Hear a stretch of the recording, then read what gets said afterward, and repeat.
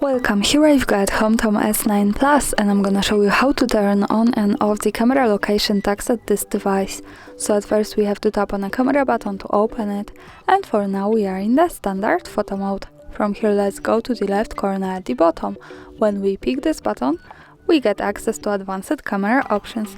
At the first place we have GPS location info option, so it allows us to save the information about the place where we take a picture in the details about it. By using button from the right we can turn it off and turn it on like that as we need.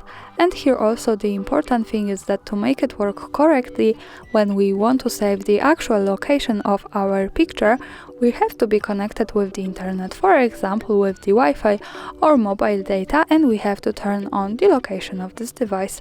So remember about these two parameters to make it work.